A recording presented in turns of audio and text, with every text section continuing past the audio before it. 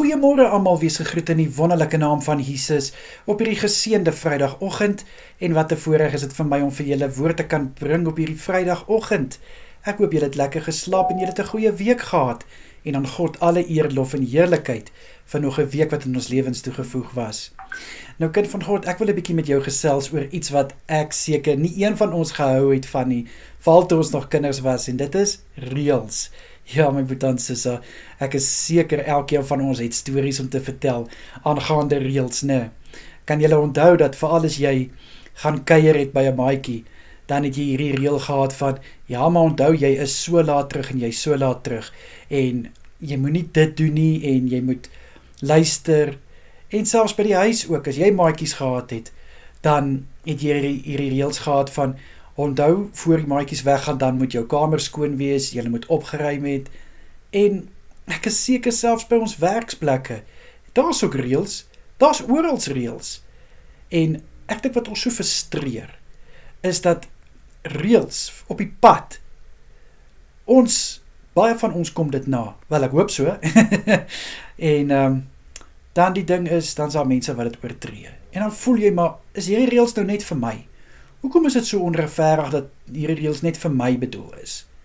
Kind van God, jy weet nou natuurlik, die Here het ook reëls ingestel.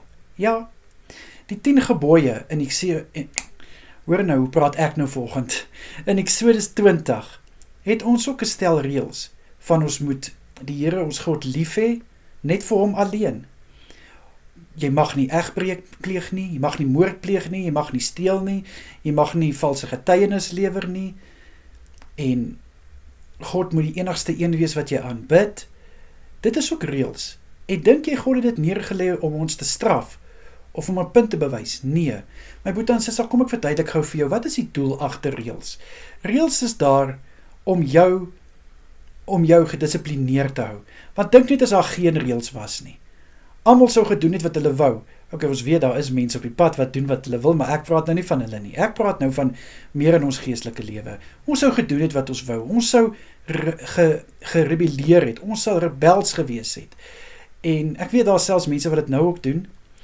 Maar die punt wat ek vanoggend graag wil maak is, reëls is daar nie om jou te straf of om vir jou op 'n plek te bring dat dit lyk jy mag nie 'n lewe hê nie. Nee, reëls is daar om jou te dissiplineer.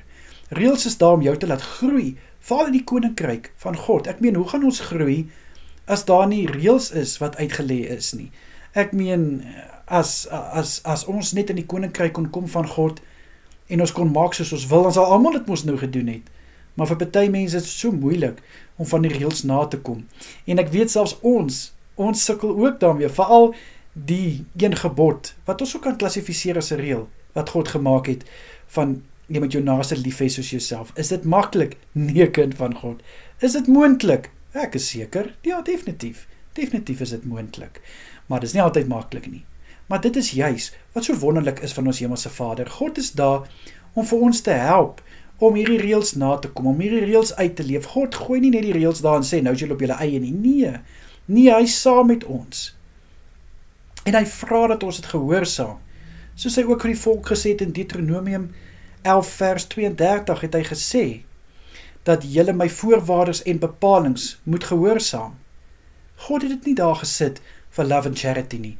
God het dit juist daar gesit, sodat die volk moet groei, sodat die volk beter kan wees, as wat hulle is. En dit is die doel van reëls, my broer en suster. Reëls is nie net daar, om sommer net vir die lekker te nie. Reëls het 'n betekenis.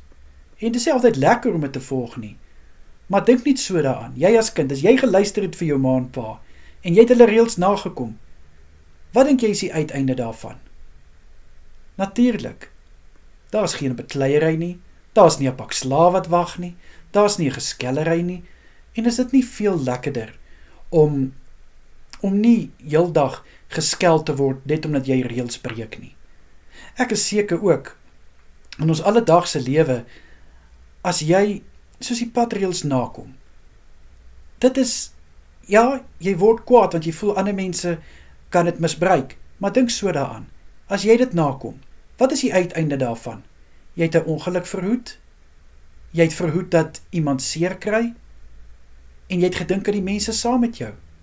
Kind van God, ek kan baie lank aangaan oor reëls, maar ek gaan nie baie van julle tyd vat nie. Ek dink ek het my punt gemaak om vir julle te sê, dat moenie dink reëls is daar, net vir love and charity of uit spytvolheid uit nie.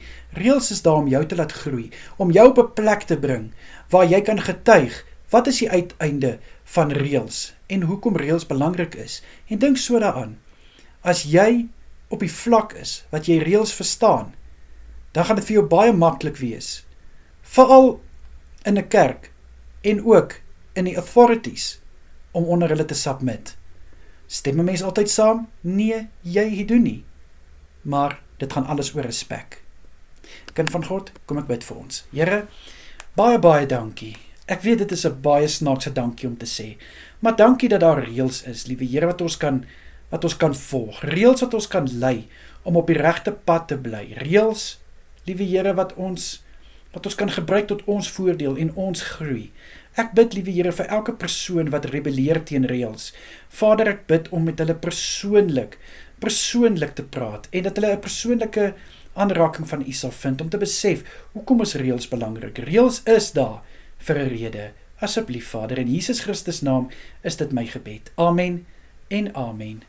Julle moet 'n baie lekker dag verder hê. Geniet julle naweek.